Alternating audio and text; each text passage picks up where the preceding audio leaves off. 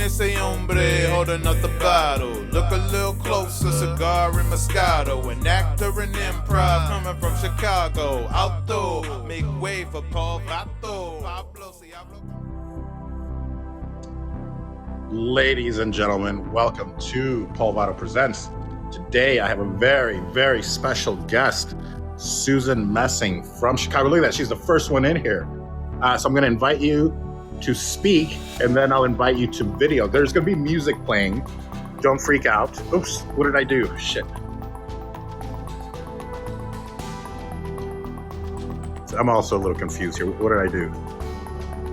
Oh, I made you a producer. Okay. I'm inviting you to speak, Susan. So you can accept that and come up to the stage. And then shortly, I will turn the music up. There'll be beautiful intro music. I'm going to invite you to camera as well. But what I'm doing is I'm doing a little bit of behind the scenes. There's that fortune cookie that I'm going to put all of your contact information and my contact information so people can find us. Okay. So they can click right below us. So Susan, welcome. Let's give the wait box a little bit of a chance to play. And then as the people are filtering in, and then I'll turn the wait bot off, and then you and I can start our chat. Let me invite you to camera. I guess I should invite myself to camera as well. Should I say turn on video? Turn on video. Oh yeah, because you're a producer. I made you a producer on accident, but say okay. That worked. We did it! You did it. Let me turn off the music. Well, everyone, welcome to Paul Vato Presents. Please share with your friends. Those are real applause from people, and we'll be getting laughs, hopefully. If it bothers you, thank you. If it bothers you, we can turn off the sound effects. Those are actually from people in the audience that are watching, and then this will live on forever. You look amazing. Dear God. You're so kind. Oh, you're so kind. Paul Vato, ladies and gentlemen. What an honor to be here. And a technological nightmare. A little bit of both, right? I mean, but it worked. Look at this. Yeah. Riverside is not fireside. Yes, Riverside is not fireside. I'm glad you're like, yeah, I got it. I was just telling a friend the other day the arrogance I had in college. My accountant once called me up and he said, "What's your social security number?" And I said, 150340067. He said, why do you know it so well? And I said, it's my student ID number, of course. This was my accountant at the time. And he stopped me and he said, Susan, that's my social security number. And I said, I had this arrogance in the back of my head thinking, oh, he can drop his. I've been using it all 4 years in college. Apparently that's not the way it works. Is he still alive? And can we use that number? No, he's still dead. That's why I could say 150340067. Mine is so much easier, apparently, after that. Mine has a bunch of fours in it. What is yours? Just an FYI. No. Paul, I'm very stupid and I'm willfully obtuse, but I'm going to get me to dump that one. Yeah, we have to date first. That's what happens. And then I give you everything. Well, that can be arranged. Maybe I'll come to Chicago. This has been the long con, Susan. I've been after you since I don't want to say how long, So this has been just a long con. So oh my God, is this the way people date now? Is they invite them on their podcasts, live podcasts? I think so. Yeah. Have you been on a lot of podcasts? I've been on a lot of podcasts. Have dated none of them. None of them. Okay. Yeah. Okay. Good. I'm a widow, Paul. Be gentle with me. Widows are my specialty. Or are they? They were Frank Sinatra's specialties. You're in good company. Was it? Frank Sinatra loved widows. Oh, did he love it? Like he could sniff out Lauren Bacall in a heartbeat. Yeah, he definitely did her right after her husband died. Wow. I did date a widow, and it was back. I used to own an Oberweis Dairy of Geneva back in the day. I had a gourmet ice cream and coffee shop. I don't know if you knew that, but I would didn't know that. I thought you were the cigar man. I became the cigar man, but my first business was a gourmet ice cream and coffee shop in Geneva, Illinois. And It was an Oberweis Dairy, which is very famous in Chicago for those of you that don't know. When I bought it, I was 200 pounds. When I sold it 7 years later, I was 300 pounds. That's how delicious this ice cream is. There was a young lady whom I dated that worked at an Emilio's restaurant. Emilio's is a famous tapas restaurant in the Chicagoland area. They were in Geneva, and she worked there. And she had, they called it Fertile Myrtle because she had like 3 or 4 kids already, and had just had a baby not that long ago. But her husband passed away. He died. I think it was from an accident. Like he worked on poles or something, and he fell down and died, or maybe he had cancer. I don't remember. But it was either a telephone pole or cancer. They're pretty much the same thing. Yeah. I'm such an idiot. Yeah. And electrocuted cancer, same thing. Same thing. So yes, I know how to handle widows. Widows. Is that the right term? Yeah, widows. We'll touch on that. If you don't mind, we will touch on that because I mean, not to make light of a loss or anything, but your husband was such a great man, such a wonderful, talented, artistic, everything man, whom I met several times when I first moved to LA. But let's start out the show that way. So thank you. Whatever, as my father used to say, your slightest bitch is my command, Paul. Ask away. Wow, that is so great, Susan. You are wonderful. Well, folks, I want to welcome everyone. To our show. This is Paul Vato Presents, and today my guest is Susan Messing from the Chicagoland area, but we're going to get into all that. She's an amazing improv teacher, performer. She's an author, dare I say maybe even a puppeteer. I could be wrong on that, but I've been doing some research. And a little stand-up you uncovered, didn't you? There's a few things I have up my sleeve, Susan. So, but I want to talk about everything from, and I believe I know that I think you're like my level 3 or 4, maybe my level 4 teacher in Chicago, and I just remember level 2 or 3. Well, when I was there, so maybe 2 and 3 or 2. I mean, do you remember this? 3. You would have taken me during 3, and then they said, Shanna said, "Oh, they have to have fun earlier. We're going to change it to level 2," which made my job 8 weeks harder. So yes, it's the shit I wrote high in my tub that we all did. Amazing. So, folks, thank you so much for being here. If you guys could do us a favor and please, interact with the show, but also share. Make sure you share it out to other fellow firesiders because this is such a great interview, such a great guest. And also, if you want to share it to Twitter and all your other social media, that'd be wonderful. But thank you, guys. And the replays are on, of course, so you guys can always come back and listen to it if you missed anything. But I guess let's start diving into it. We know each other from the improv world in Chicago. And I believe you were my level 3 teacher because Sharna was 1. Miles, believe it or not, at the time was level 2. And he was horrific as a level 2 instructor. But let me hurry up, and because he's a brilliant teacher. But if you don't know improv, if you've never even been on stage, it was very frustrating for him to teach new improvisers. You could just tell the frustration. He would invite us out afterwards. Like, you can ask me questions, but he would never talk to us. He would order his drink, a shot and a beer or whatever. I learned that from him. But is that what it means, sign language? Like the babies can learn it before English? A shot and a beer. Yeah. He'd come up to the bar and go, and I was like, and then, a shot and a beer. Okay. And we would try to befriend him at the bar afterwards. That didn't work. But now when I had him for level 4, brilliant, because now we knew improv, which kind of touches on what you just said. It made your job 8 weeks harder teaching level 2, right? Well, you learned a pile of rules in level 1, and then I'm the one who does character, environment, and teamwork, all the stuff that gets me off. And I'm like, have fun. And everybody's like, but I don't want to fuck it up. I mean, am I allowed to say a swear on this? Yeah. Yeah. You're almost, you're almost encouraged to. So yes. Sorry, but not sorry, I guess. Right? Sorry, not sorry. Sorry, I'm just reeling so much about my daughter's physical autonomy being taken away that I just, it seems like somewhere in the back of me right now.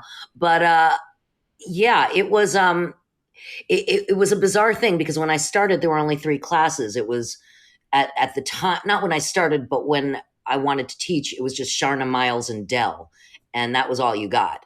And so honestly, when I created my curriculum, she got another quarter of a revenue stream. So, but it was also something that I thought was missing in the program. And it's so funny that when I think of you, I never think of you as a student. I think of you as like a ubiquitous wonder. You were just sort of always there. And even when I didn't know you, I knew you. It's a very bizarre community we have. It's become, international and huge, but it still seems tiny to me. So once I know, you know what I mean? Don't you feel like when you know somebody in the community, you're just picking up where you left off? Yes, yeah, and I know we've interacted, through social media over the past years, but not like it was in Chicago, back in the 1900s when we were there. So it's your fault that they added more levels and more levels eventually to the curriculum. Sorry about that. It's mea culpa. Right. At the same time, it was really necessary because I think that at least improv, in my estimation, for the most part, is a visual art. And if you're just standing around inventing, it gets really tiresome. You might as well be on a podcast, right? Exactly. So we need this now. We need what you teach in something like this because it's now become a visual medium as well. But it is, yeah, there's nothing worse than just talking heads on a stage, not going to their environment, not creating all that. So that's wonderful. And now I've had to shift to teaching, on via Zoom, and it's kind of fascinating because I'll have someone from Poland or from Israel in my class, where there's somebody from Massachusetts and someone from Arizona and Mexico, whatever the case may be. It's kind of fun that everybody wants to be together, but then you have to figure out how do you make Zoomprov look active and fun and something worth watching. That's been a dilemma of mine, but I'll rip out my hair in large tufts trying to figure it out. So I'll do the dirty work so you don't have to watch it. So Thank you. My pleasure. I'm getting feedback. It might be my microphone because it's only when I'm talking. So I hope it's not bothering the people in the audience. I do. It sounds squeaky, doesn't it? It does, I think. Oh, wait. That's still there. If it bothers people, we can always restart the show. But so folks, send me a message. Now by mentioning it, it's become almost insurmountable. I'm just saying. So we'll just take it. Maybe if we're really quiet, the squeaks will stop and the mice will go away. Ooh, it almost did. Well, it's not doing it when you talk. Maybe it's me. Maybe I'm too. Oh, there it is. You know what? I think I was too loud. I don't have to scream. It's a microphone right there. Paul Vato, you're a genius. We are geniuses, Susan Messing. That's what we do together. That's what that's improv, isn't it? Yes, and the power of yes, and. I have a friend who just who just said to me that they were eating an ice cream called Turkey Hill, and when you were talking about Oberweis, and I thought Oberweis sounds kind of, I don't know, Swedish and wholesome. But Turkey Hill is not a great brand name for an ice cream, I've decided. No, God, it's far from. When I think of massacres for Thanksgiving and the hill we die on, I can't wait to eat ice cream. Yeah. Brilliant. Oberweis, I believe that they were of German descent and made some of the still to this day make some of the best dairy product, milk in glass bottles. I would sell them. I was at the train station in Geneva, Illinois from 93 to 2000 when I sold everything and moved to LA to become famous and become an actor, and then had to sell cigars to support my acting habit. So you mean infamous, Paul Vato? Yes, infamous. So well, when you mentioned Germans, though, I have to say, when I bought my house here in Chicago in 1996, there was a crawl space that immediately I put in a ladder so that it would become, a proper attic at one point. And this little Jew found so much Nazi shit. Like, I'm not joking. Because my house was built in 1881, which is 10 years after the Chicago fire. And before I did an extensive amount of renovations simply to make it safe, I found a bunch of shit in the attic. One of the things I found was a pamphlet for Germany in 1934 where they say our Fuhrer says, maybe 34, 35 says, our Fuhrer says it's never too early to drive our Autobahn, or our Fuhrer says it's never too early to get your tickets to the 36 Olympics. I'm sitting there going, oh my God, the Gutmans who lived here for 65 years were Nazi fucking sympathizers. So that was a hoot. Oh, Oh, do you still have that memorabilia?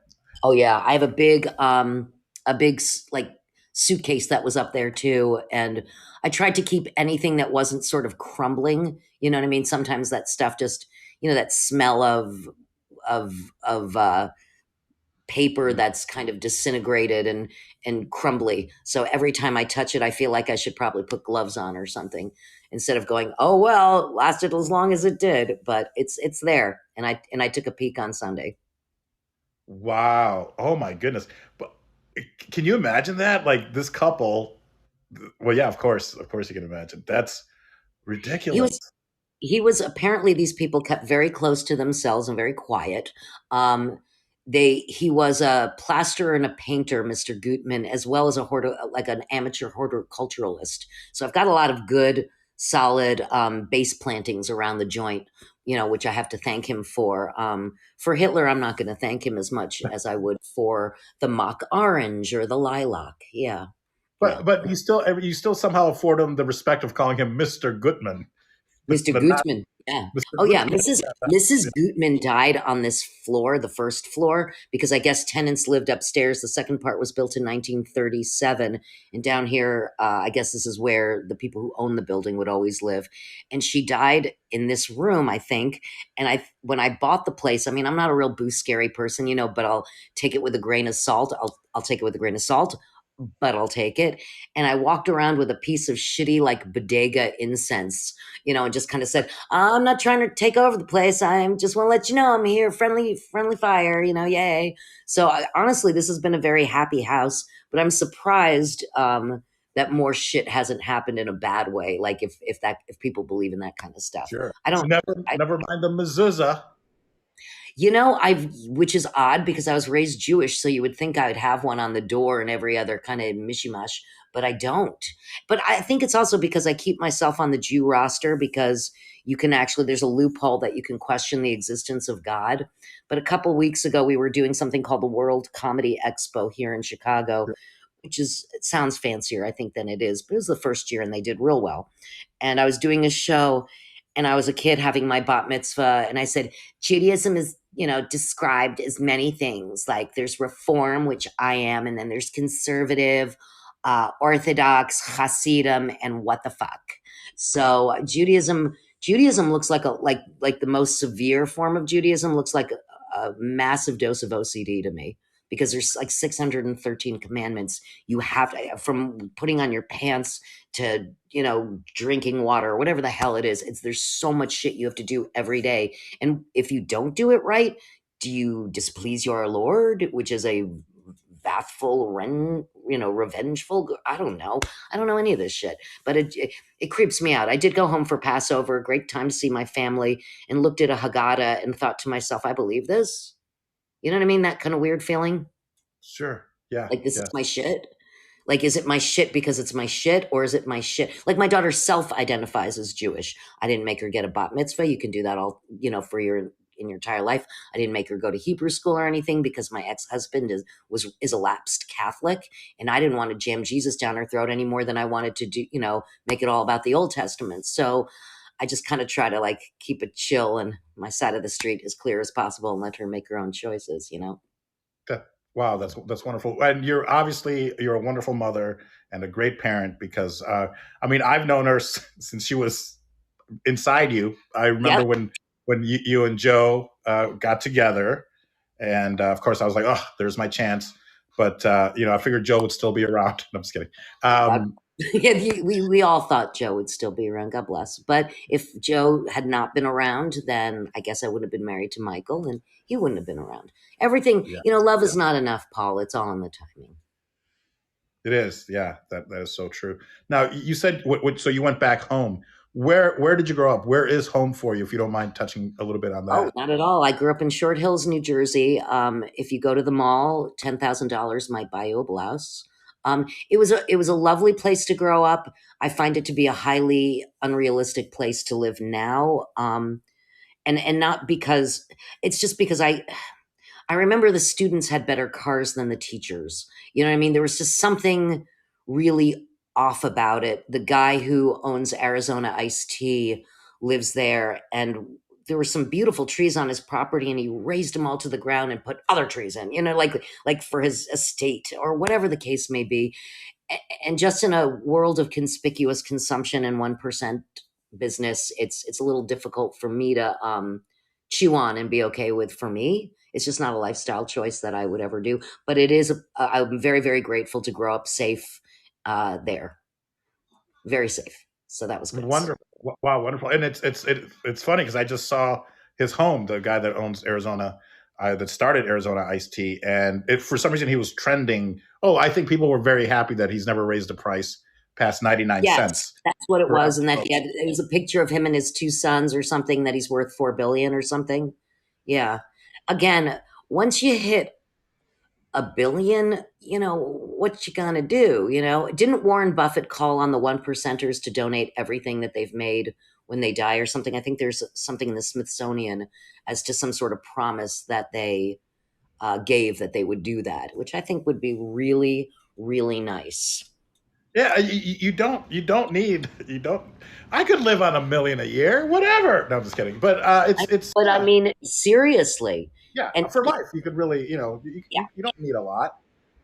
When I was forced to stay home, for 3.5 months and not making any money because my store was closed inside of a casino, and at home going like, oh, how am I going to survive? And I'm like, are you kidding? I'm saving money. I've never spent less money because I wasn't out all the time. I would just order food. And it's hard for me to order groceries because then I'll just eat everything. So I'd rather just order food once a day, even if it is groceries, but just to last me that day, because otherwise I'll eat it all. I'm like that too. I'm like a dog. I'll eat until my stomach explodes if I'm not careful, usually when I'm high. So when I'm not high, for some reason, I'm less hungry. Isn't that weird? That's so weird, Susan. I don't know how that works, but and I will also say this: how much shit do you need? I'm being honest here. I have about 4 of these cashmere sweaters, and you're done with one of them when your dog George is all over it.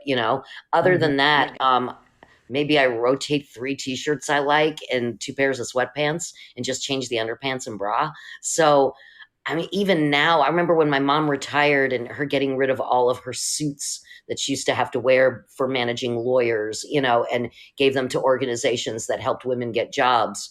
And she hasn't worn even a dress barely since then. You know what I mean? She just wears jeans to do pottery in. And I just can't see, even shopping was weird. I had to go to Baton Rouge 2 weekends ago. I was doing their improv festival there.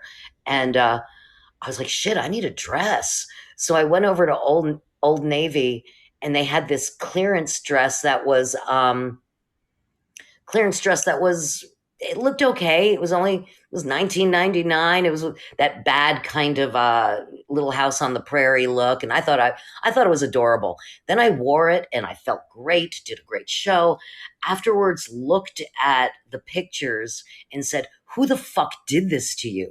Almost as if I hadn't done it to myself. You know what I mean? Like one of those, I have the opposite of body dysmorphia. I think I'm so fucking hot. And then I see the pictures and I'm like, this is so wrong on so many levels. And you might actually have to invest in someone who will tell it to you straight. So I think it's what I'm. God. That's so funny. That is so funny. I just went on a clothing rant. Ridiculous.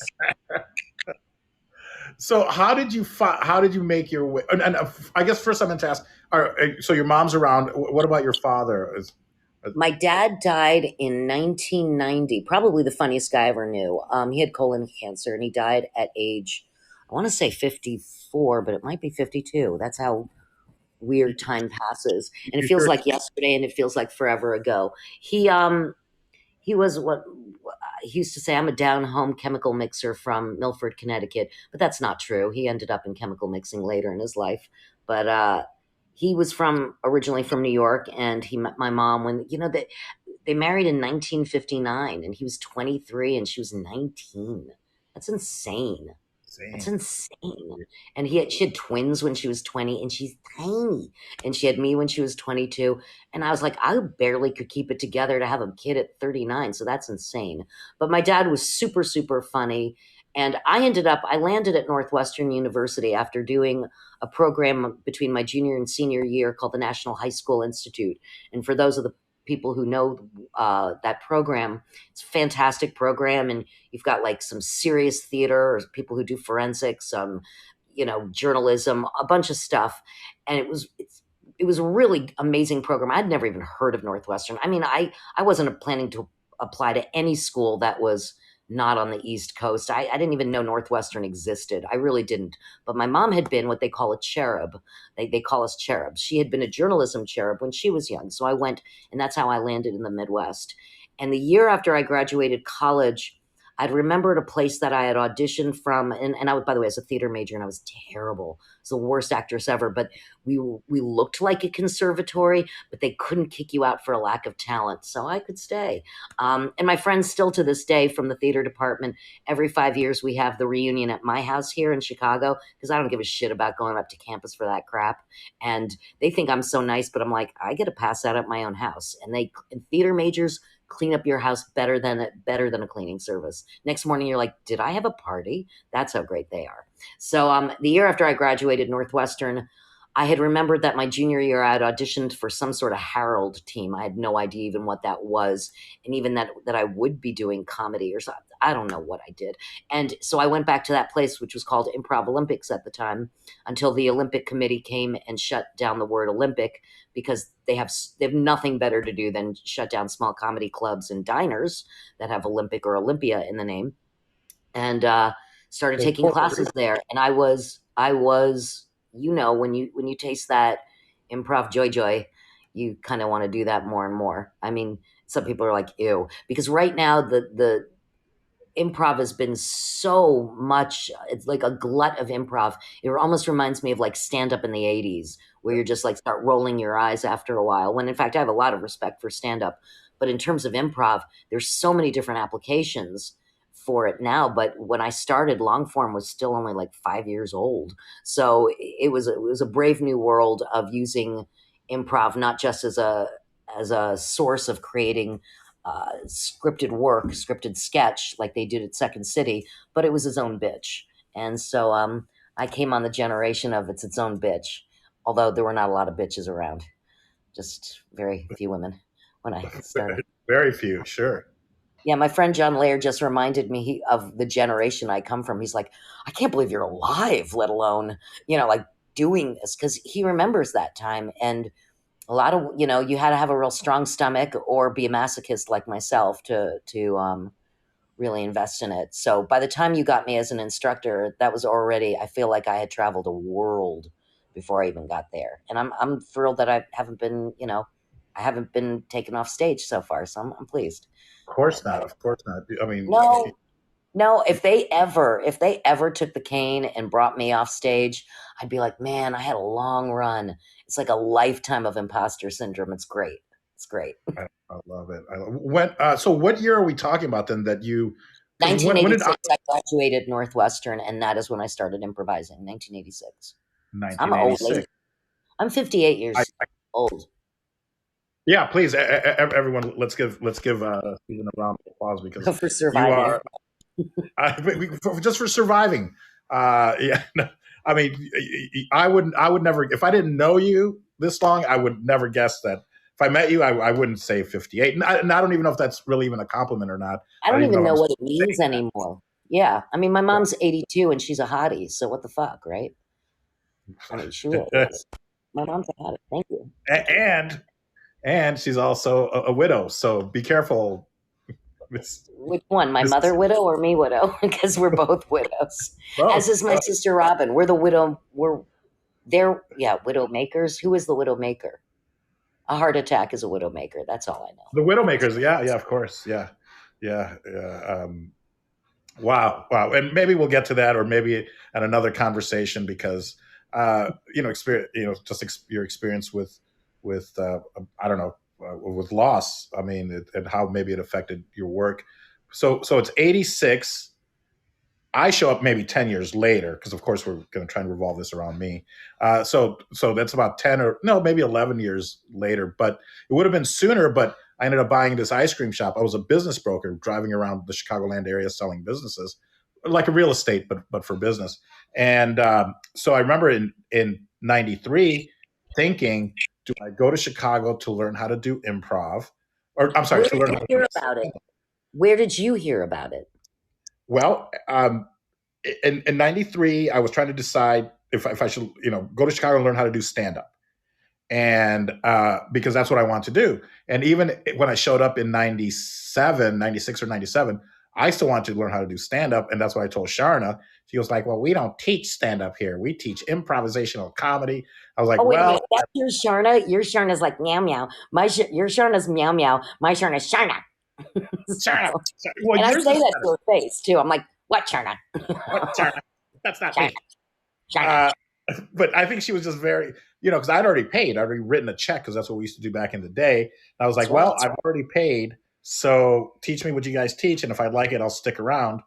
And then I came by on a Monday to watch the Armando show, and I'm sure it was you and like Lutz, and I remember Abby Shackner was maybe the monologist. And what you guys did was genius. I'm like, how do they do this? I go, no, this is what I want to do, not stand up. So it took me a few years from the time I bought my business in '93 to then find Improv Olympic in like '97. I think '96 or '97, and it was And by then a it was called IO. It was IO by then, right? no, I think it was still Improv Olympic. It was Really? I think so in '97, Don't know. '98. I think it was. Now I found out because I had a customer go. She was like, "You're really funny," and I was like, "Oh, thanks." She was like, so she said I think she was a teacher at College of DuPage, and she was like, "They're doing this workshop this weekend. It was like a young actors workshop." And I was like, "Oh, I'm young. I could be an actor." But it was really, they did some improv exercises, and I think I met someone in that class that then told me about improv because we studied a little bit of improv.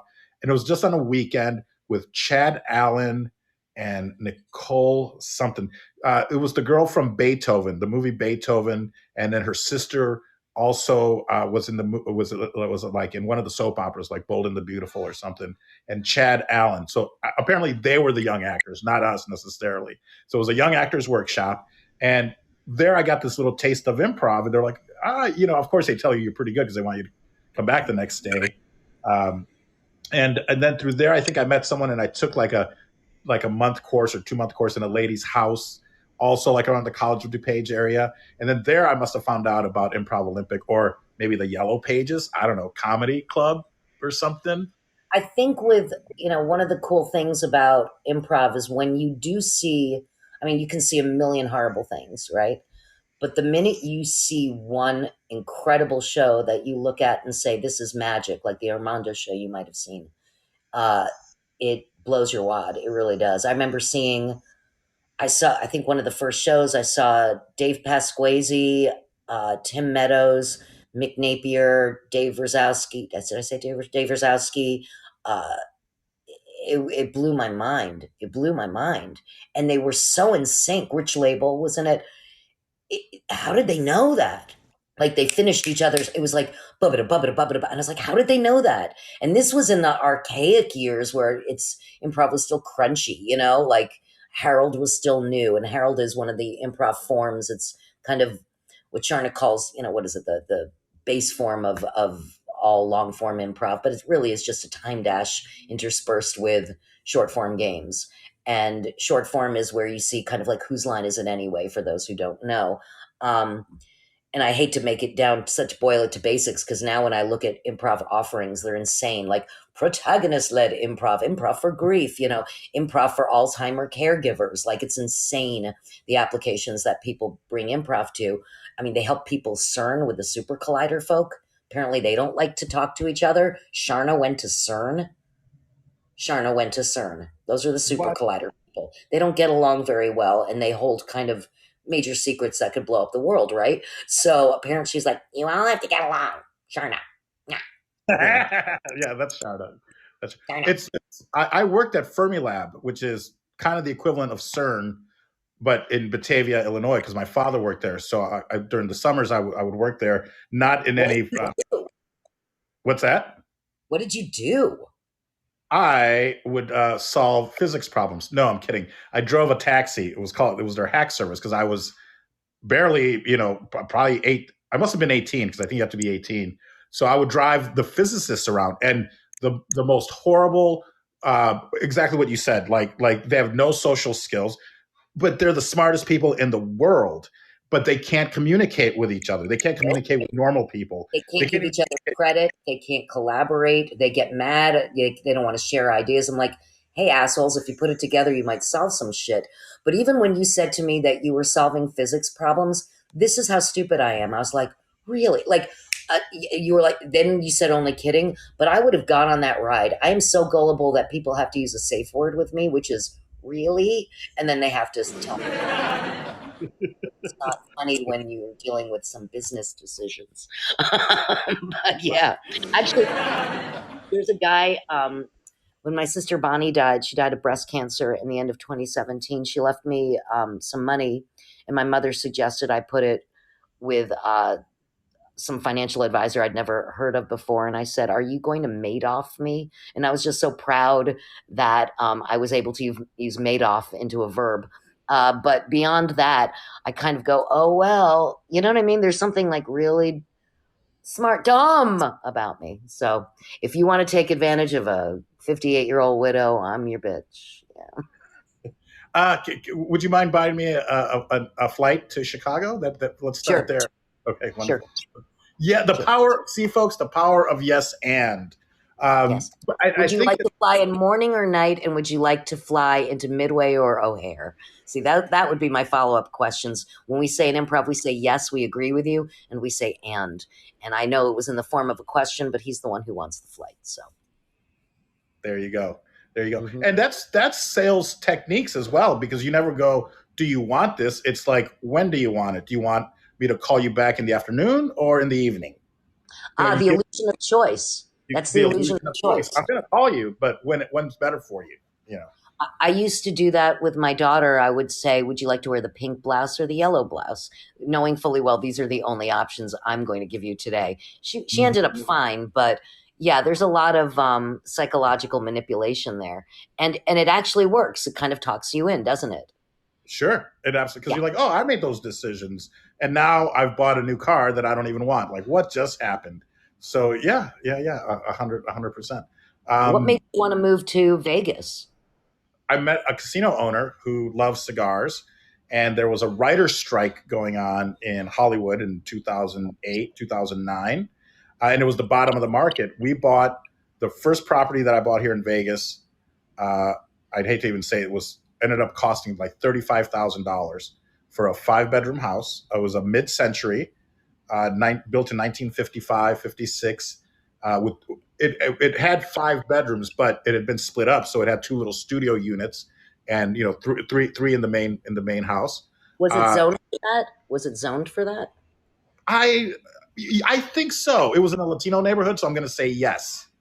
Or sometimes people just say, "Fuck that," I'll pretend it was grandfather claused in or whatever. Or when you always see the building shows, they're like, they go out on the porch that's been enclosed and made into a bedroom. They go, are we zoned for this, or is this legal? That kind of thing. And I believe it was because then I met a gentleman, Rudy Nino, who from Wisconsin, Latino guy, but looked Italian, and everyone thought he was Italian. And he ran strip clubs, so everyone thought he was, part of the mafia. And he said, he goes, my grandfather actually lived in your house because they grew up around the corner. And at one point, I don't know if he got kicked out of his house, but he lived in one of those little studio units. So I would imagine that they were grandfathered in from the 50s or 60s or, from probably later on, maybe 70s, after. Are they're ADUs type of thing? So did you turn it into a single family residence, or did you just ADU the fuck out of it? Part of buying it, because it was listed at 35. We knew that the only way to get it was to overbid. So we bid 42,000 on it. And we're how awful was the space? Like when you walked in, were you like, this is a hoarder or murder, or like what subset would you give it? Or was it just like spooge everywhere, like with the black light? Like eventually there was a spooge everywhere. But when we got it, no.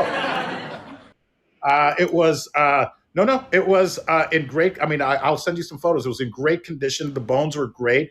I lived in it. We lived in it for 3 or 4 years before we even remodeled anything, like putting in a new floor. But it needed a new paint job on the outside. I think eventually would have needed a new roof, but it had sold for like 250,000, maybe in like 2006. A year and a half, 2 years before Was the it a bottom of foreclosure? it I was a don't foreclosure. understand. But Yeah, even, I mean, was it one of those kind of weird auction things? Like how could you get it for so low when it originally was 250? I could see it going down to 150, but I couldn't see it going on to 42,000. 42,000. Well, 35. So we bid 42, and we got it. And then this was in October of '09. So we're like, well, October 1st, we were living on our boat in Marina Del Rey. So then this was with my ex-wife. She was my wife at the time. So then we let our friends stay on the boat, and we come to Vegas. And then when we're filling out all the paperwork, to give them the money, they're like, wait, are you guys going to live in it? And we're like, yeah, we've moved here. They're like, that's the wrong paperwork. Like, we're like, well, what's the big deal? And they're like, well, if we fill out the right paperwork, you get a $7,500 tax credit because Obama was doing like a first time homeowners. I'm like, well, I already have a house in Illinois. They're like, no, if you're a first time homeowner in the state, then you get a Oh, $7,500 tax credit. I'm like, oh, okay.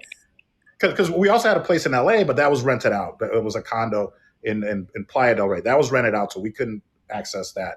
So so then you've always been kind of a real estate developer as well as like also you're a jack of all trades, Paul Vato. You are the ubiquitous wonder. I think that's from now on. If we put something on your cape, it's going to be ubiquitous wonder. I mean, I grew up in my mom's lived in our house for 58 years. Like she's going to sell it, I think, next year, but 58 years in the same house. I've lived here since 1996 and I can't imagine moving. I'm impressed with your ability to shift and just, I don't know, access and fascinating. wow. Well, I was so impressed that you bought your house in '96. I mean, I'd love to see your place because it is I think such. you'd like it. I think the place was held up initially by a log and hope and spit. I mean, that's the thing is, plastic tile on the walls, no shower in the entire home. And the second floor, it almost like a camp stove. This place was ready to go, but it did have nice bones. But in 2006, I thought, I'd like a level basement floor. That's not much to ask. Only for the lovely Polish contractor Joseph Pora to dig into my footings, only to discover I had no footings, which meant I had no foundation. And like it was crazy what they fixed in this place to simply make it safe. I mean, it was really bad.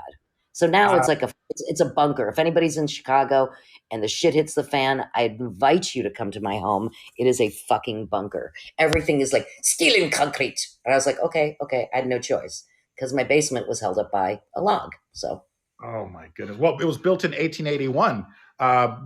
We bought another place in LA built in 1888, which LA. I mean, it was when LA was just starting, kind of.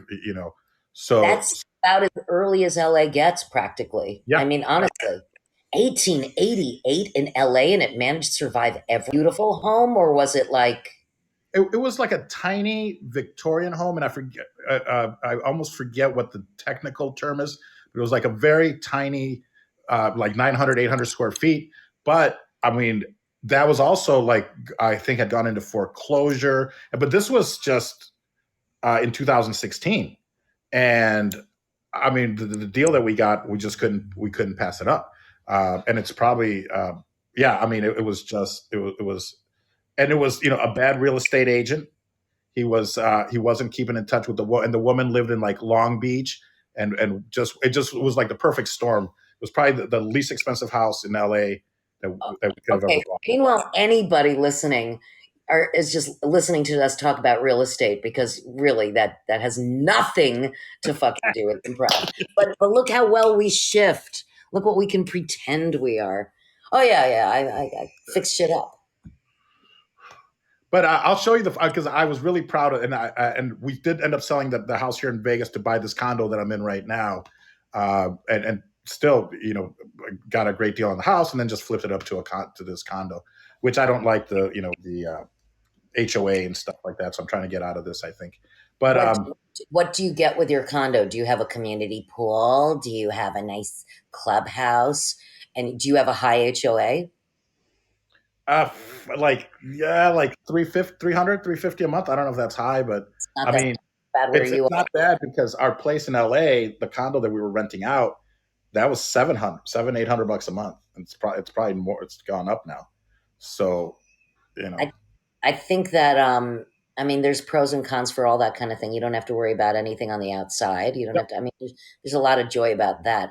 I guess it depends what kind of lifestyle you have. I mean, I could see myself having a tiny cabin somewhere. I could see myself going to pick up someone at the airport and just wanting to continue to drive to Wisconsin never to be seen again. You know, shit like that.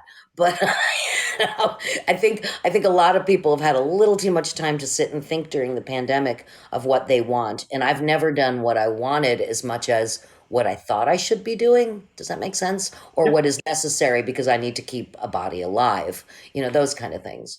So it's very weird to kind of hear, well, what do you want now? I certainly don't want a lifestyle more than I have right now. I think anything else would be conspicuous consumption and gross, especially in a world where there's such a huge imbalance. Um, but I mean, the fact that I'm making my living doing improv is already incredibly bizarre. Yeah. and in '96 when you bought your home, I mean, that's how you've Well, I always was also making. doing a lot more on camera work then, and also a pile of voiceovers. I was like the voice of Montgomery Ward's, which no longer exists, which is like, don't forget your words card. So I could live in LA and pay my mortgage here in Chicago at the same time. It was actually pretty easy. And there were years before my husband got sick in 2018 where I'd teach a pile of improv classes during the week and every weekend tour almost, especially during the summer months when Sophia was at camp, because then I didn't have to worry about childcare. And there was one time I was just telling someone, you, uh, you know those weird foot massagers where you put both feet in, it goes, that kind of thing. I was in Terminal 2 in Chicago at O'Hare, which at the time was, I mean, the pit. It was the worst. But they had one of those what are those places where they sell headphones and places like that, like things you don't need, but Sure. to see it you need. uh so they had one of those foot massagers out in the hallway to kind of entice people to come in, and I sat in that chair and I couldn't get out of it. And people were walking by me, giving me dirty looks, like, we'd all like to take a chair, a little spot. I ended up buying it because I felt like such an asshole. But it was one of those things where that just kind of exhaustion of, I'd never traveled so much in my life and, got on planes every week like so many people do. And it was crazy. Although I have to say, getting on a plane was super fun the last couple times when the people next to me don't wear masks. That's so much fun. I really appreciate the fact that whatever they have, I'm going to get to. Although I'm Sure. wearing a mask, so they won't have what I have. It's just really, it's a nice way to share. Sharing is caring. I did make friends, though, with row 25. I made sure to say to them, you guys, we're the best row. And so even when she started talking about abortion that can happen after birth, I was like, that's not possible. That's called murder. But Murder. what I would immediately go back and go, row 25, we're the best. So we don't have to have a complicated political discussion about with people who know nothing about science. It's so much fun. I love that. I've bought everyone in my row a drink and gone like, "This is the party row, all right." Yeah, Like, you just always have to make friends with your row. you do. We're the best row. I love it. Yeah, row 25, best row. Vacations, where for some reason, flights remind me of vacations. Do you get to go on vacations often? Because for some reason I'm thinking like Mexico or uh, Europe, or where would? No, I mean most of my traveling for the past, God, 15, 20 years has been in response to being invited to headline a festival. So that you teach and perform. Um, So no, it's not. I would have to say, if you want to see the closest I can come to thinking there might be a God, I don't think that way. I'll go to the Redwood Forest. That makes me really happy. So the Redwood Forest is a place that Northern California, I can handle like super well. I like to get a car and drive those hairpin turns. I like the idea of, oh, there's ocean or mountain, and you've got this much space. I do like that. I'm not complicated. If you put me near something that has trees and maybe a lake, I'll be okay. I've never been a fancy traveler. The last place I went in Europe, I guess, well, I went to Norway because Michael was okay at the time. It was 2019. That was the last place I went for work, like that was outside. But I also have to be careful when I travel abroad because once they have you because they take you and they can promise that you'll only be doing X and then be like, oh, you don't mind 3 more shows in a tall back, do you? And I'm like, what? And then you just do it. But in the beginning, I'm learning how to speak up for myself a little more. I'm like, Good. I'm older. Like, can't do that. Don't feel like sleeping on your couch and talking about improv until 3 a.m. That's not going to Yeah, happen. we've Not done gonna, that. We've done that already. no, it's not going to happen. And I can guarantee you that will fucking not happen. I'm just saying this so that I keep myself honest, so that you can show me later and say, did you sleep on someone's couch and talk about improv and drink shitty beer till 3 a.m.? I'm like, I was held hostage. And you're like, no, that's not going to happen. You'll negotiate for me, Paul. That's all good. Absolutely, absolutely. Well, I have to get your safe word, and then you Which is just call me and you say that word, and I'll be right there to negotiate for you. Yeah, I mean, it can definitely be said in different ways. It can be like, really? Or Really? really is what helps me when I'm gullible. Because I really, if you tell me something twice, I will start to believe it to be true. That's not good. That's No, probably it's not. because I spend so much make believe time on stage, and so I tend to kind of bleed it into life, especially in this new world order where facts are apparently an option. That's kind of Sure. interesting. I'm old enough to remember when alternative fact meant lie. That's what I remember, and yeah, Yeah, really kind of 100%. And you mentioned Michael, and is there? Uh, can we talk a little bit about Michael and what a great life? I mean, what a brilliant comedic mind he was, and maybe how you guys met. Because I was he in L.A. or how did I? Because I could have sworn I hung out with him in L.A. I had known Michael McCarthy. Who he'd been in my sphere for over 25 years because once you meet improvisers, whether it's Second City, Annoyance, IO, or anywhere, you sort of know them. And one of the nice things about meeting again in LA and places like that is that we're all just different generations. So I could be teaching someone who could end up being fucking amazing, brilliant, or whatever, and I'm acting next to them, in another project that just happens through the decades. So Michael had really had quite a career even before I'd even met him. He'd been a writer on SNL right out of college. He went to OU, and 25 years later, after I had done a pilot presentation with him and a bunch of another horrible show we'd all done together, suffered with, called Quick Wits. Do you remember Quick Wits? I do. Quick Wits, yeah, that's it's painful, but it happens. Um, it was really terrifying, and we all took a turn for the most part on that. But Michael had done that as well. I found a picture of him near me. I was like, oh my god, I didn't even know Michael had done that. And about 25 years after we had met each other, he sent me a text one day. I don't know, he just sent me a message on Facebook, and he said, "How are you, sweetheart? Really?" And we started chatting. And about 2 days later, he said, "I mean, this is how gullible I am." He sent me a he sent me a text that said, "Stop farting around, messing. Life is short. We should be together, and you're perfect." I mean, what are you going to do with that? So I said, "Well, what about taking it slow?" And he said, "We can take it slow, but I'm going to marry the fuck out of you one day." And again, I'm a person who believes words. And there was a part of me that would be like, I'm an idiot if I don't date this man. I don't think I asked some questions that you probably should ask as a human being, but that landed through a solid 8 years of marriage. He actually left Los Angeles as he said, to teach the kids the dick jokes at DePaul University here. I think he was really happy in Chicago. Um, LA can really beat you up sometimes. And he certainly could have done the exact same thing. Um, but it was exhausting, I think, mentally for him. And so I think he was glad to sit on a porch and have a family unit, me and Sophia, because we're a tag team. We don't, you don't take me and not her. And he was a fantastic stepfather, and he was a really good partner. And then he got sick in 2018. He was diagnosed with a glioblastoma in his spinal cord. They see glioblastomas in your brain every 1 to 3 weeks. They see them in spinal cords every 1 to 3 years. So they tried to treat it as if it were like a glio. God, I've never said that. I've only talked about this once. They did everything they can, and they gave him a longer life with a better quality. And love is a verb, so I nursed him, and then until he got to die at home. He died upstairs, and yes, I put more sage and shit around there, going, Michael, be kind. Um, and then it was a far more complicated grief than I thought it was going to be.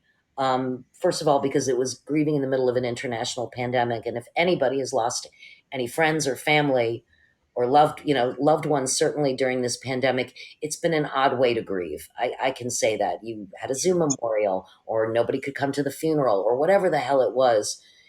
It it was lonely in some ways because for me it was a complicated grief. I found out some stuff after he got married that made me confused, and I had to figure out by myself because he left 50 plus boxes of everything he'd ever written. So as I went through it, I was discovering about a man that I didn't know, before me.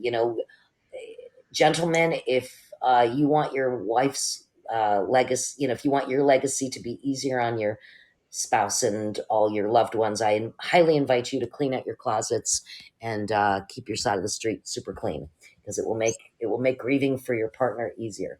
Mine was a lot more complicated, and it was difficult for me to remember at certain times, like my love for him, because it was rough. But I got through that, and maybe that was where the pandemic was good, because nobody could see me grieve. Because again, it was complicated. There were days I was railing against him, and days that I was weeping that I missed my husband. It was very weird, very complicated. But it was also because Michael was a complicated man, and he seemed so simplistic. And your vision of Michael is correct. And the reason why it was so lonely is the only person this kind of stuff affected was me. He was the perfect stepfather. He was an amazing teacher. He was a great friend. He was, my ex-husband loved him. I mean, it was, like Michael was great. And so when I traveled on this path during the pandemic, it was really fucking hard. It was really, really hard. But I'm grateful I'm through it. I'm remembering all the good. I feel like I'm mourning a little more properly now. I don't even know what proper mourning is. I guess everybody's road is their road. But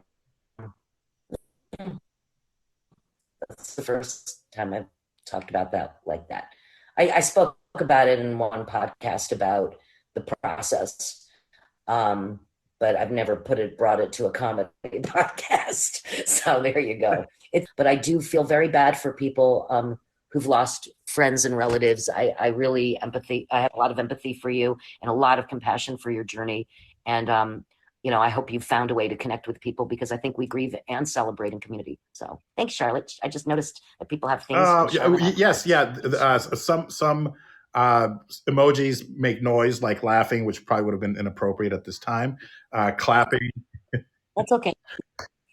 Michael would have appreciated it. He was a comedian's comedian, very dry, very funny, very observant. And he was also, I want to bring out, I want to really end that part on a positive note. Michael was incredibly patient with me. And would sometimes, if I was like fixated on something, he'd just kind of say dryly, "Oh, you look like a pit bull on a pork shoulder," just really chill.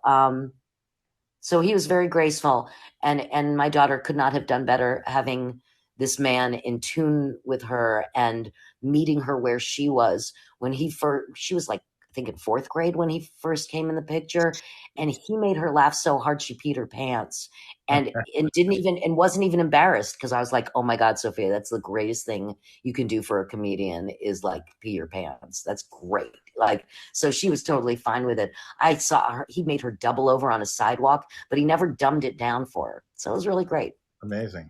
Well, she's obviously, very smart, coming from you and Joe, and sounds like she has a high reference level, to be able to get the comedy that we do. Well, you guys. Oh, she's the funniest person. My daughter is the funniest person I've ever met. And I don't say that because she's mine, because if she were not funny, I'd be like, look at you cracking a joke. No, she truly is one of the smartest, most empathetic, justice-filled young adult now. She's 19. She's at NYU. She's in the Clive Davis music program. She's a brilliant singer and songwriter. They only take 60 kids a year from around the country. And it's really great to see her land where people really can't wait to collaborate with her and work with her. And she's just got a very exciting future ahead of her. And it's really a pleasure to listen to. I think I listened to one of her songs 8 times just in the last 2 days. Can we That's find stupid. her music online, or does she only share it with you? I think no. She's got Spotify. I don't know the names they put them all under. I know she's under Fafa Dink on Instagram. She has Sophia Mia Sings, which only has a few songs on. Like, she's got a bunch of shit in all different places. I assume, year 3 is marketing, but these kids, I mean, the cool thing about being these kids these days is they don't have to go to Columbia with a single and say, do you like me? They're like, go fuck yourself. I'm going to sing my music. And that's what I appreciate, is that kind of feeling that she controls her destiny. And I am just here to admire it and support her along the way. She's a great human. Human. I don't say that because she's mine. Because if she were an asshole, I'd be like, my kid's an asshole, but I love her. But she's amazing. That's what I gather from afar, from social media, and seeing that she's this brilliant musician. And anything we can do to help support, whether it's when the timing is right, to help promote, or she needs a manager. No, but she'll come on and sing for you anytime you want. She just and it's not like watch me. She's not that kid. She's not a pushy kid. She just exists, expresses herself, and then everybody weeps.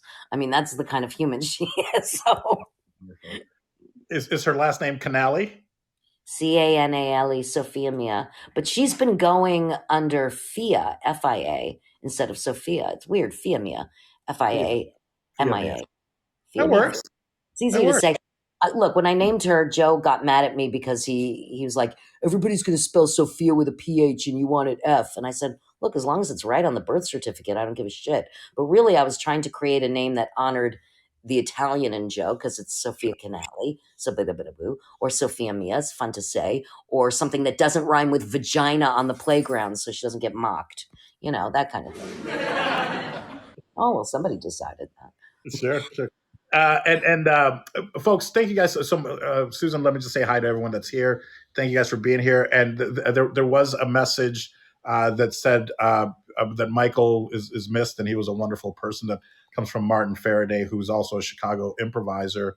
Martin, you're a joy. Thank you for remembering Michael. Honestly, his legacy should be a good one, because, I mean, he was a very kind, and he was a good person who he said, I just tried, he said, my life is about hopefully helping people and learning a few things. That was it. And I think he did. And I think so. But people what a history what a history there, having written for SNL back in the early days and right out of college. I mean, that's amazing. Sometimes I go back and I'm like, oh, I wish I would have driven into Chicago in 93, when all you guys were also just kind of coming up. But then I'm like, everything happens for a reason. Exactly. I mean, honestly, I think anybody who has, unless you've really hurt another human being, in which case, make your amends, friends. Life is short and you'll feel better. I feel like everything, sometimes you create your own fate and sometimes your fate is created for you, but it does lead you to the next place. And I'm excited to fight for my daughter's future. Yep. I don't know what I'm going to do with my life. And Henderson, the Rain King, the king is sitting on the throne. It's a Saw Bellow book. And he says, I want. And they say, what do you want? You're the fucking king. You can have whatever you want. He says, I don't know. And that's kind of where I am right now. But I'll figure it out. But it's bizarre even right now for me to talk, because I think it is time for me to listen more than talk. So. Yes. And so I didn't realize, though, that now, did you do stand-up also?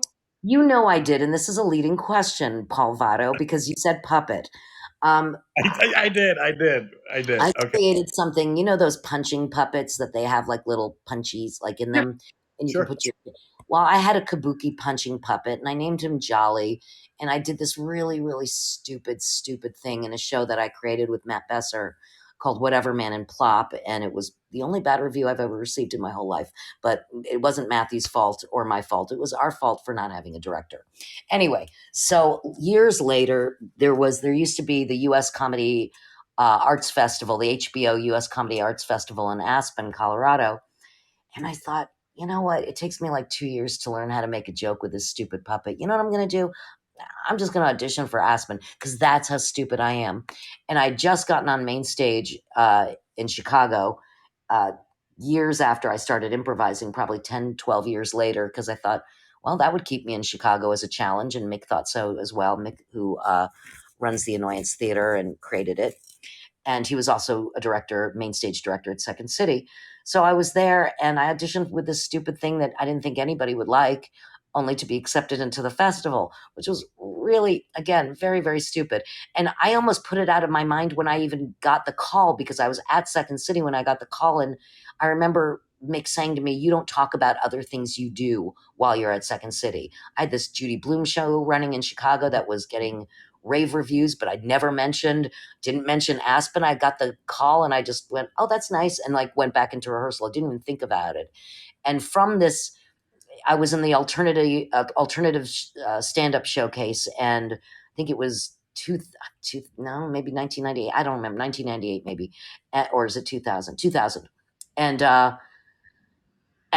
Zach Galifianakis was in my thing. Greg Proops was hosting it. And they said, you have 8 minutes. And I said, oh, no, I only need 6. Almost like at other people, like, does anybody need an extra 2? You can take mine. I didn't realize it doesn't work that way. And it worked incredibly well, my bit with my punching puppet. It was a masochistic kind of thing. It worked very, very well in Aspen. It did not work as well when I did Premium Blend and late Fridays on NBC, because when I filmed Premium Blend, which was a comedy show on Comedy Central, they shot the entire series in like 2 days, I think. And I was the last one on a 16-person day. And so I kept thinking I'd go to the craft service table and I'm like, I can't have the turkey because the tryptophan, it'll make me tired. I can't have the raisins because that'll make me fart. And they said that they would move the audience, but they didn't recycle, like they recycled it by putting the people in the back and the front. So these people had been sitting there all day. They were also in Westwood, California. So they were all like UCLA students, and all the, real comedians, the real honest comedians who had toured all around the country and middled for 7 years in Iowa and shit, and now have their big break, are looking out there and they're like, oh man, they're students. Let's pull out my student loan jokes. And I'm like sitting there sweating, thinking, it takes me 2 years to write a joke for this fucking puppet, because that's not what I do. I just make shit up and run. That's what I do. I fart and run in my work. And so to do something that's product is killing me. So I did get out there and I did it. And at the end of the set, I'm supposed to kind of crumble. And Harland Williams, who was kind of hosting the night, kind of gently leads me off. And he was like, man, that was brilliant. That was brilliant. Meanwhile, though, crickets in my own personal Hollywood Bowl. Nobody's laughing. Nobody. They're exhausted. It's the end of a fucking long day that they've been forced to sit in their seats and only change them once.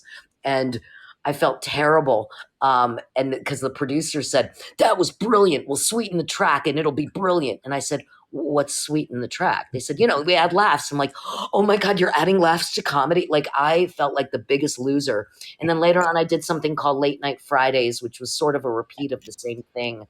And then I put up my stand-up spurs. I will go back to stand-up. It is something that is kind of getting me, but I think, but I've always done stand-up persona-based. So I think that doing something as first person myself might not be protected by comedy because it might be too angry. So we'll have to see what I revisit or if I make up something new. But I will, by saying this to you, I will make this happen. I will ultimately do stand-up again. You know what? Maybe we can tour together or something, because I've done stand-up maybe 5 times. And the excuse has always been like, well, I don't really have a point of view. Making all the excuses, but also that I love improv and it's not improv, and so I love the art form of stand-up. And so yesterday I interviewed Butch Bradley, who's a Las Vegas headlining comedian. And I think we're working on a show here where he's going to take, so maybe you can join us, where he'll take my stories and then go like, yeah, that's funny. They call them hits. That's a hit. That's a hit. So every time, you get a laugh, that's a hit. Now we craft it this way. So if you're interested, maybe you can I'm join. very interested, but I will tell you this: it's a different way to access comedy than in improv. In improv, it's not the goal to say funny shit; it's the consequence of commitment and recommitment to your choices. It like pulls out comedy through like almost osmosis. Whereas stand up and stand up, TED talks, essays, whatever. If the you know what I mean, if you have a goal of comedy, you better fucking have a goal. And I've never even heard the word hit, so now I know an inside things. Yeah, I got a hit. Yeah, I got a hit. So every time you get a laugh, that's a hit. And now, of course, you trim away the fat. But you're exactly right, because we don't go for the comedy. We don't go for the joke in improv. We don't go for the joke. We have to play the moment. And even if anybody's ever done a play and you've kind of like, that there's a funny line and you kind of hit it and the audience doesn't laugh, so you try next time to hit it even harder and you're like, fuck this audience, or that kind of thing. Your director will probably look at you and say, you're playing the joke and you need to go back and play the moment. You don't get to decide what's funny. Your audience does. So, and my whole thing is about protecting content so that people can laugh. Because I've heard about that Netflix, last week, this whole Netflix comedy showcasey thing all over LA. In LA, yeah. This is a joke. That's what it's called. Netflix is a joke. Chappelle had weird, like Vanity Fair had reviewed it and they said Chappelle had a weird set even before he was attacked, and other people just like, it's very weird what people can decide is funny or not. And apparently he and a bunch of people left the audiences more confused than delighted. But it's hard to read the room, and it's hard to play it in a place where we can all relate to, Sure. Yeah, and then when you're performing at the bowl there, the Hollywood Bowl, my goodness, it's I think that's where it happens. So it can't be easy. So I don't know what happened or what's been going on. Question: do you have you tried LA? Did you ever come out to LA besides? Yeah, for years. Okay. For years, I went back and forth. And I remember thinking maybe my goal is to see if I can be an artist in LA. But LA is a city of product and there's nothing wrong with it. You know what I mean? I like LA a lot. I miss my friends. I love my friends in New York. I love my friends in LA. Chicago was the epicenter for the kind of comedy I do. And it all sort of burnt to the ground at the top of the pandemic, not just because of the economic problems during the pandemic, but because of the George Floyd and Black Lives Matter, and a lot of marginalized groups who have felt absolutely marginalized, and rightfully so, finally felt that people might actually listen enough so that they can get their ideas out there. So we have a new world here that, IO is just coming back. Sharna sold it. Second City is sold. They've got new owners, and it seems like they're just run by HR right now. I pretty much told them that I'm kind of known as Switzerland for our world. That's what Second City coined me as. And I contacted them and I said, for a building that touts that they do fearless comedy, you don't want to be a building of fear. But I'm still looking at them with stink eye, hoping that I can honor a building that I always have honored as an alumna and as a fan. It remains to be seen. The Annoyance, thankfully, which is one theater that I'm involved with that I love very, very much as well, they have managed to stay afloat purely to the incredibly hard work of Mick and Jen and a very small staff. And I'm really impressed with them as well. And they've made themselves a home to a lot of people. They sort of escaped some of the worst of people's criticisms, which is, helpful. So we'll see where Chicago goes. I think a lot of people who have felt marginalized and treated like shit, some of them will start their own theaters, and I wish them very well. And I applaud them very much, because I don't care how you start something. Sometimes it even just starts out of anger, and it might be brilliant, or they might start having a little more empathy for people who are holding purse strings in other places. I don't think anybody is wrong in their feelings toward anything in this community, and I can't convince anybody otherwise anyway. It's just, I can just become a better teacher and performer as well. We all can. And better. I think that's wonderful, because I never felt, exclusion, or I never felt like But who knows? And it could be like I just didn't let it happen. But I started Salsation. I think maybe anger is a strong word, but I remember getting a phone call from an intern going, if you don't take another class at IO, we can't guarantee that you'll be on a team. On a team. And And I you was think, like, well, "Fuck you, I'm not feeding into that system anymore. I want to do something." Right. yeah. So I was just like, well, I go, and I asked the person, I'm like, well, what class can I take? Because I made a mistake. I never took Noah because I signed up for Dell for 5A. And then they're like, okay, now 5B, you take Dell. And I was just like, well, I just took, and then I just shut up. Like, okay, I'll take, so I was like, I'm going to take Dell twice. I'll go back and take Noah some other time. And Oh no, unfortunately, I never did. you take, when I started, when you finally got Dell, you took Dell for perpetuity. That's Yeah. what it was. And yes, Sharna would threaten to take you off a team if you weren't paying for classes. But after a while, that sort of slipped away. Like I don't remember being on Blue Velveeta, which was my team, and ever having to pay after a certain point. We were the house team. So Well, and that's the thing. I was never really, I don't think I was ever on a house team. Man, I don't remember. It's been so long. I just like to hang out there on Monday or Tuesday nights when do you remember we used to play Hearts? Canale yep. was one of the players. I even formed the UHF, the United Hearts Federation. We had a newsletter. You and Shin had something to do with that. Jason Shin. He was a big gamer. Yeah. TJ probably. TJ likes to bet on stuff. Yes. I don't like competitive games because somebody loses. Aren't I terrible? So like if you're playing celebrity, I'm the one holding the stopwatch because I don't want to be yelled at. Which is why I also couldn't be on the Annoyance softball team because I was worried that Mark Sutton would yell at me. You know what I mean? Because the Annoyance softball team was kind of infamous assholes.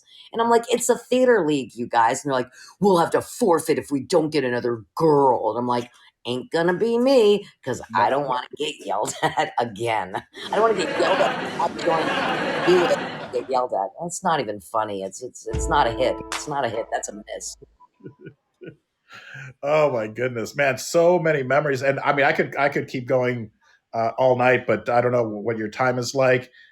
We can wrap it up if you'd like, and maybe you'll come back because I want I want to talk to you specifically about teaching, starting the Annoyance Theatre. You were one of the founders, if I'm not mistaken, and I mean, I want to your show, the Judy Blume show. Did she actually come to your show? Like, there's all these questions that I have. Judy Blume came to the show. First of all, they threatened us with a cease and desist because it really was a lift. My friend Mary Scruggs and I adapted 3 of my favorite Judy Blume stories, Forever, Are You There, God, It's Me, Margaret, and Deanie, and kind of made it almost like a herald. There was only 3 blackouts in the whole show. It was just crossfades all over the place. And our friends, our very funny friends like Dana and Julia and Christina Gaussis, were all over that show and were brilliant in it. And I had no idea even the night before if it would work, but it became a huge thing. I will tell you, Jewish geography saved me in that show because Judy Blume came to see the show. She was kind of my mother's generation, raised even in a town close to my mom. My mom was raised in Perth Amboy, New Jersey, and Judy was raised in Elizabeth. And Judy took one look at me before the show and she said, Messing. What's your dad's name? Bob Messing. Well, who's his best friend? Arthur Nelkin? No. Mike Bamdis? Yeah, I dated your dad's best friend. That's how I didn't get sued. Wow. But we also were honoring her, and we were simply trying to keep our theater open, so she could not have been kinder. And every year since then, I have donated to the National Coalition Against Censorship in honor of Judy Blume, and for the fact that she didn't put a class action lawsuit against us. Well, it couldn't be a class action; it would just be herself and her husband George. But she's fantastic. Yeah, I mean, because you are taking somebody else's IP, their intellectual property, and using it. It was a cut and paste. I could not have been more guilty. I am the kind of person that if I did something wrong, I have to immediately say that I did. I did. Couldn't. Can't spin it at all. Thank you. But it also is a testament to the fact of how great the show was, because granted, even if she could be friendly with you and have this connection, if it's putting her work in a bad light, you can rest assured somebody's going to protect their art. Whereas in this situation, it was brilliant. And Second City gave me the night off to be able to intro the show because Judy was coming, but she wasn't coming to celebrate it. She was coming to judge it with her. And we had said, we'll fly you out. We'll do whatever you want. She's like, no. And before the show, I asked her, I said, look, may I introduce you after the show? And she said, no. And I said, well, if I look at you and you smile and nod, I have to do the outro anyway. Then I will introduce you. I wasn't going to do it unless she agreed to it. So I looked at her after the show. She smiled and nodded. And of course, I burst into tears. I was like, ladies and gentlemen, Judy Bloom. And the audience treated her like a fucking, like, she was like, I've never seen anybody treated like such a rock star in my life. And I have been around rock stars. I mean, I was impressed. Like, oh my God, that she was amazing. And she just simply said the next day, she took Mary and I out to breakfast at the Drake Hotel and said, what do you want? And I said, we just want to keep the theater open. And she said, okay, you have to pay my legal bills for that cease and desist letter I sent you. And then you have to donate it to the National Coalition Against Censorship. And I did. And we did. And we didn't get in trouble. And it's weird. Years later, I think her son Larry worked with Dana and Julia. And, you know, like the It's a Small World syndrome saves your life in terms of Jewish geography, and it might also bring people together. You never know. But I've always been very, very grateful to her, because I certainly didn't mean to demean or vilify her. This was not a funny, like, the only thing we changed was that we were playing it seriously, kids as adults. That was the only thing we really changed in it. So Sure. yeah. Well, that is brilliant. That's amazing. It just brought back so many memories. I mean, even with me with starting Salsation, and it's going on 25 years, which, if you know, can you believe? Congratulations. That's incredible. That's incredible. I mean, 6 months, most of them last 6 months. I mean, you know, maybe a year. So to have an ensemble last to almost 25 years, but that's, I think, a testament to Chicago, to the work ethic, to being at the right place at the right time, and having you guys that kind of brought us all together. And that's why I never felt, you know, it wasn't like, it was kind of like, well, there are no other Latino groups, but I wasn't going, oh, they're trying to keep us out. It was just like, well, Horatio's off to SNL. Armando, you know, at first I didn't even know he was a real person until I finally met him. I didn't even know if Del Close was a real person. I was like, They're all real. They're all real. They're all real. They're, you know, one of the things that I think, sorry, I'm moving, and you just learned something, that people don't watch words, they watch movement. But my dog needs a squeaky toy, and her small, there you go, now I could eat. Something Pavlovian in her, I have no idea. But I think when you see a need and it just won't leave your mind, you're right. You know what I mean? That's when I create, it's because I'm compelled to. Not because, oh, I have to just do that today. I'm compelled to see an idea through fruition. And most of the people I know who've done things that I greatly admire feel that as well. And the fact that it is still there 25 years later is telling you there is not only a need for it to exist in the beginning, it's a need still now. And you know, I think people are like, well, why can't people all just play together? I'm like, well, there are reasons why some people feel more comfortable playing with other people. You understand references, you understand cultural choices. And I'm not saying that it wouldn't be great if we all had, you know, a beautiful integrated way to work as well, but I'm certainly not going to poo-poo anybody's desire for a more comfortable creation space for them. That's for sure. Wonderful. Amazing. Well, what about the group Jane? I mean, I remember, you know, Sharna acted like she invented like girl improv, chick improv in that sense. Look, one of the reasons why, I mean, we had very few women.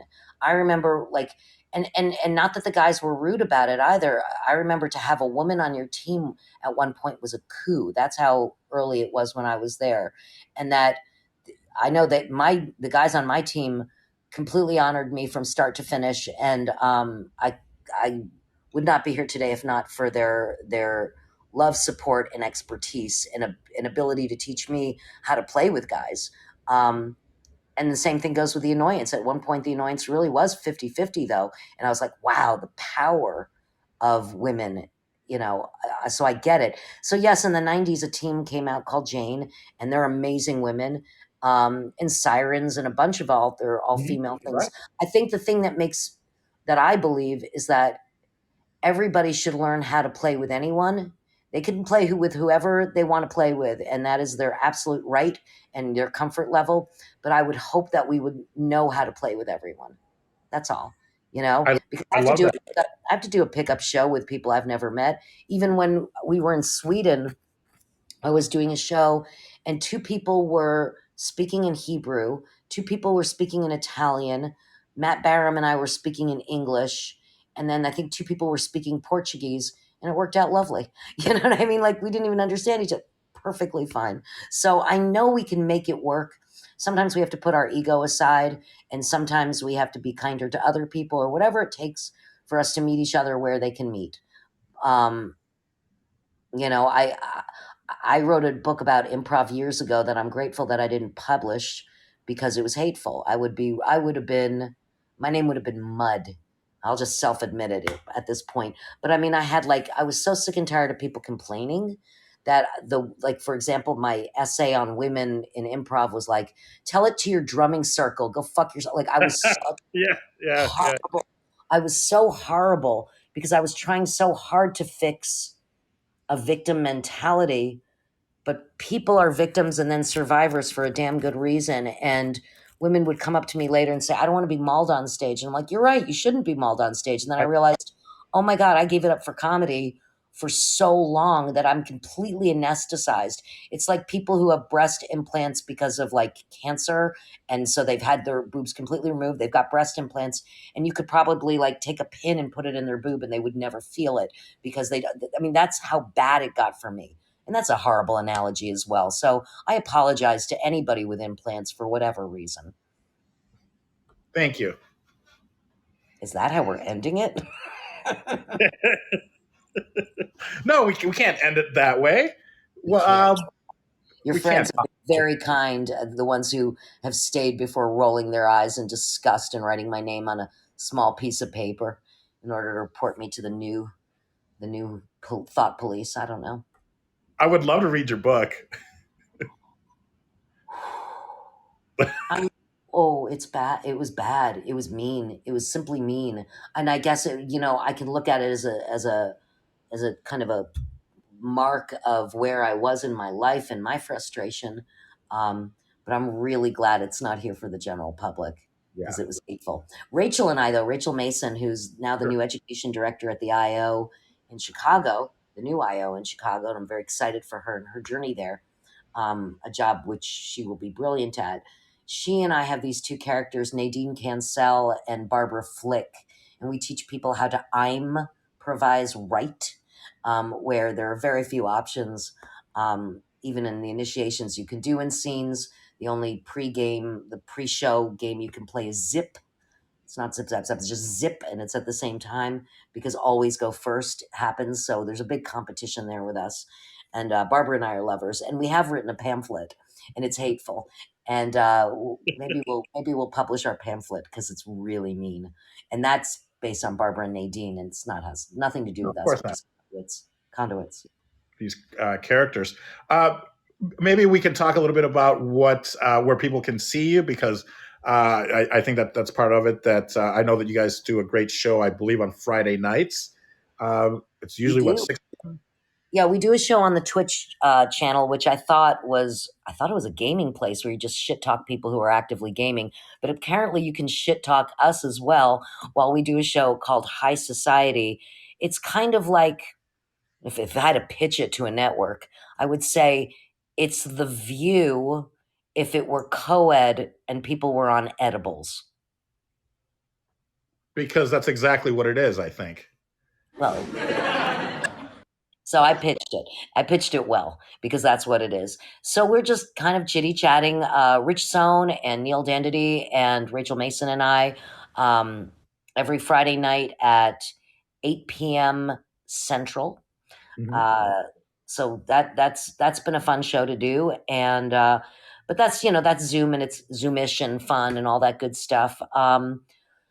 I'm kind of dipping my toes into the performing world. Like, I did go to Baton Rouge, and I know at the end of June I'll be in Bozeman, Montana, and I will also be in Cincinnati in the beginning of July.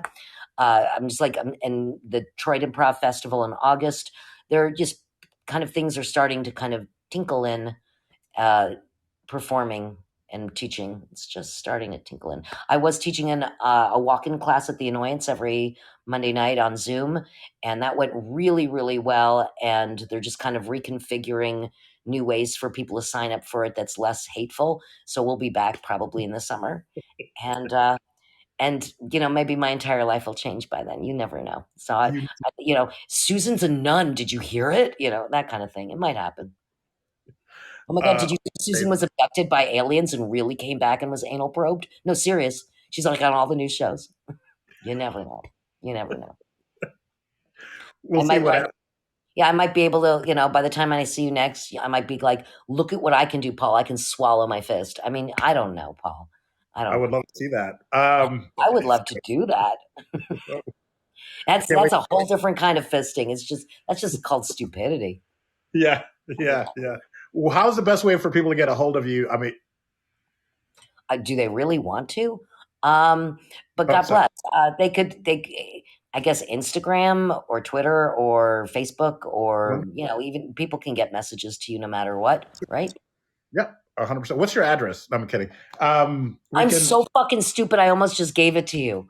I know. Really? Well, actually, you know what though? My house is pretty easy to recognize because there's a 9-foot aluminum bear in my front yard.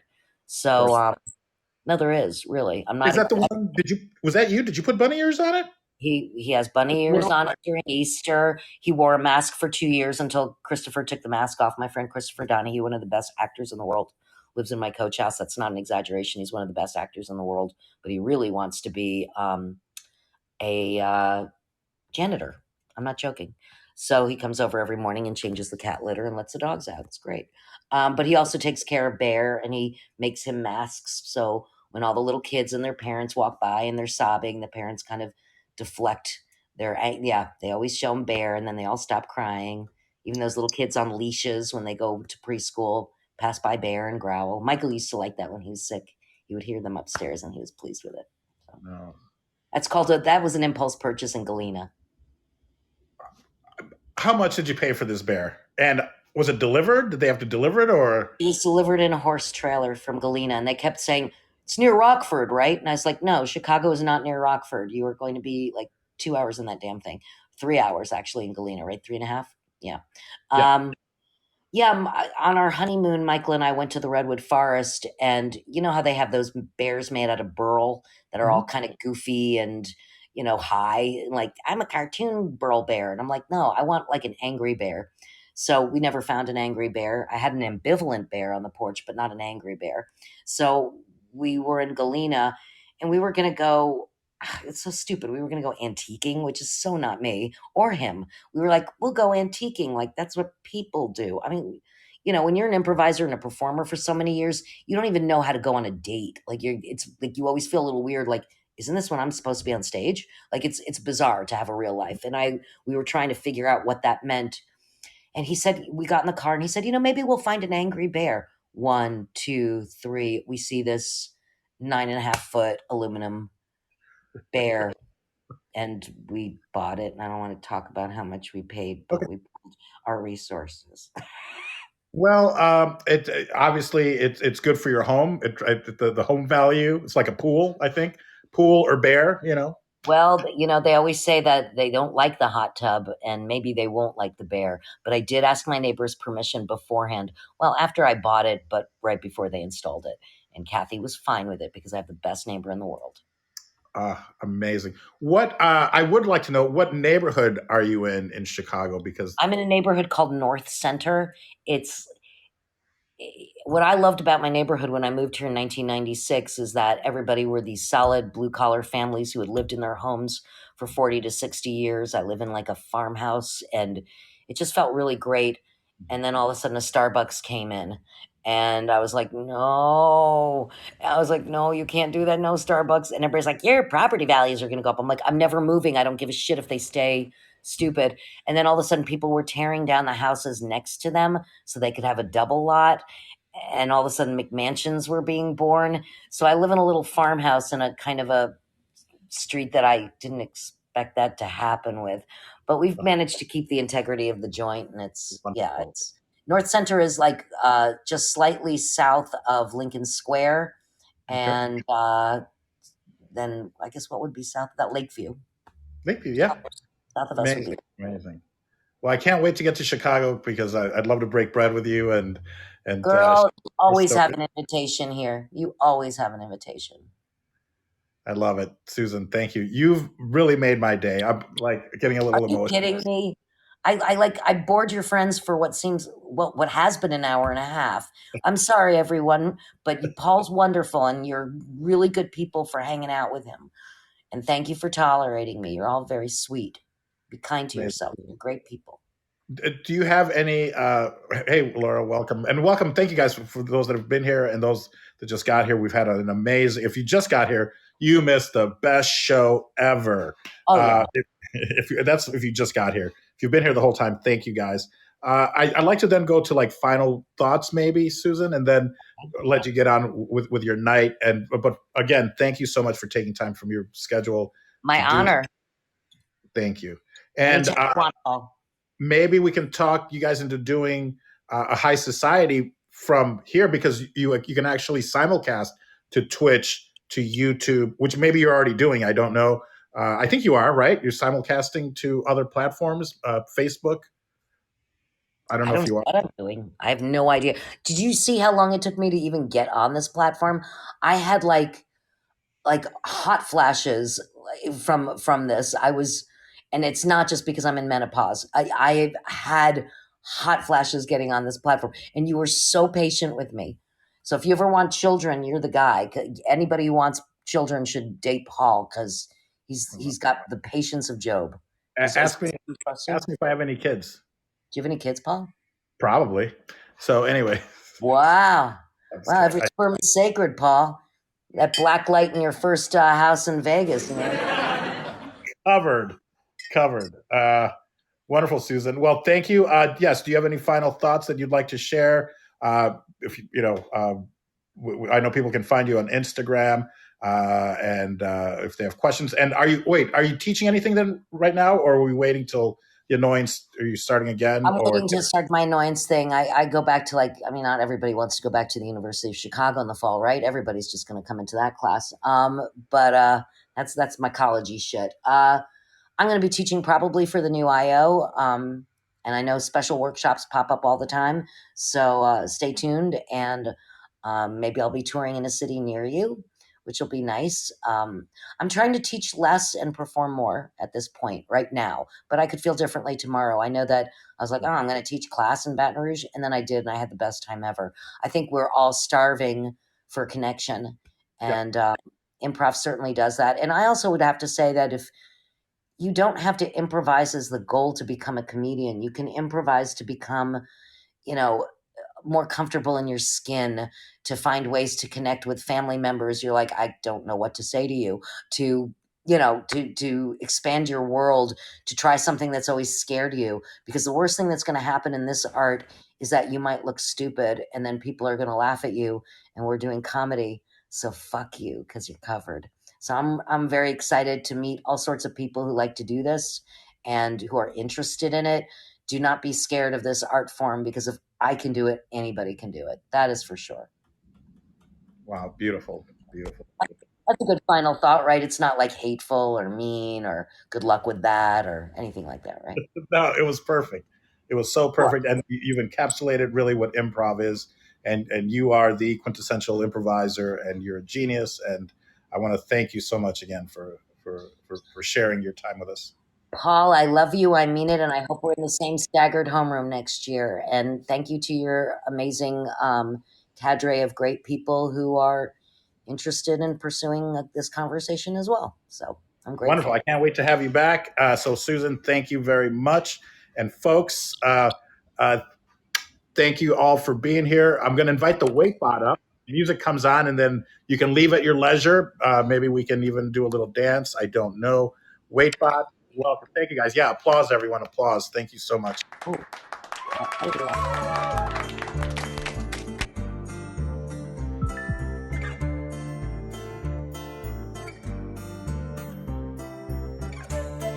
Is it? Martin says he loves you, Susan, and thank you, Paul. So thank you, Martin, and thank you for everyone that was here. Thank you, Martin. Thank you, everybody. You're so sweet. Thank you. And the show is ending in 5, 4, 3, 2, One. En ese hombre holding up the bottle. Look a little closer, cigar and Moscato. An actor in improv coming from Chicago. Outdoor, make way for Paul Vato.